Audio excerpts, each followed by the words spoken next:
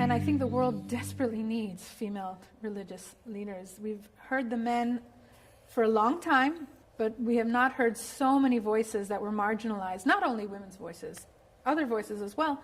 And we have to amplify those voices. And I do that in everything I do. Every time I lead a prayer, every time I lead a tefillah, I will most often choose something that was written by women. I will bring those voices into everything I do. I did not want to be a rabbi. I think many people who grow up in a family that has kind of a very specific vocation will oftentimes want to find their own paths, and I definitely went in that direction for a long time. I saw myself first and foremost an educator, somebody who runs programs and works with teenagers. That was really my passion for most of my 20s.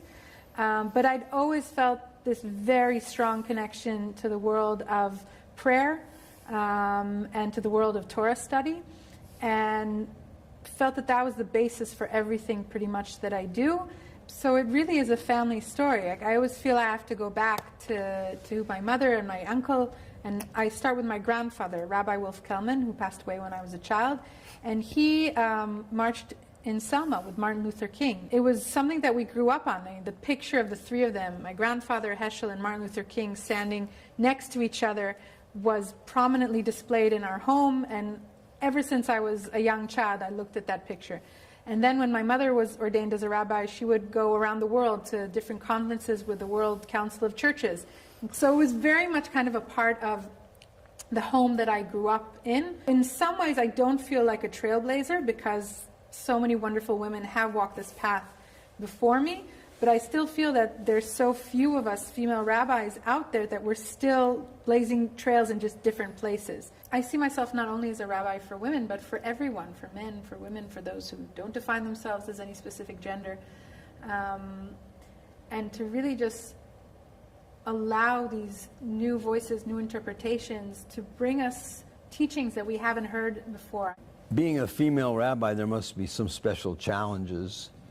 Yeah, well, sometimes it means that certain doors will always be closed to you. You'll never be seen as an authority or a spiritual leader by certain groups. And there's not much I can do about that except to be in the places where people want me and make me feel welcome. And sometimes I need to force myself away to that stage. Like I'll find myself, especially in kind of interfaith gatherings, where I will be the only female leader.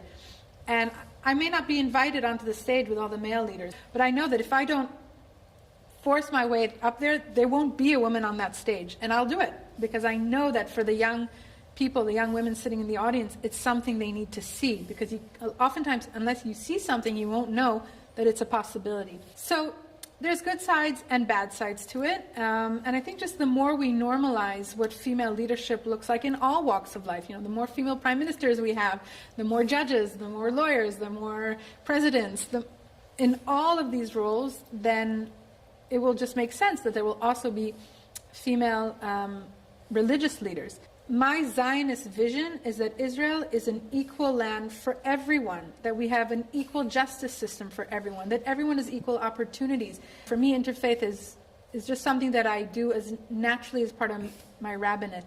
In 2 weeks, we'll have a Hanukkah candle lighting with a Christian community in Nazareth. We had a big event that we did over Sukkot with partners from the area called Sukkot Shalom, a Sukkah of peace. And we have about 5 to 6 events throughout the years, many times with the Abrahamic Reunion, but also with other partners. And I feel that this is my Israeli Jewish Zionist mitzvah. This is my commandment. I'm commanded by God to make sure that everyone has the opportunity to live a full and equal life in Israel. What does it mean to have to be a Jewish person with power? For thousands of years we lived in the diaspora. We were a powerless minority. So we knew how to create a voice for morality and for making the world a better place as a minority. But now we're doing it as a majority with power. And it's unfortunately not always going so well. And unfortunately it's also very challenging on the political level in Israel. We have the most right-wing, hawkish government we've had in the history of Israel. People who will probably directly say that I'm not a real Jew, because I'm a feminist, because I support LGBTQ rights, because I'm a Reformed Jew, because I'm a left-wing Jew, all of the above. I don't know what God is or who God is. or what it is. I feel that God and prayer is a reflection of our own soul. It is the place where we can truly be ourselves and say everything we feel. Because we live in a society where it's kind of frowned upon to be scared, to be weak, to say, I don't know what to do, to not have a plan. And having a place of prayer is a place that I can say, I'm terrified. I'm worried.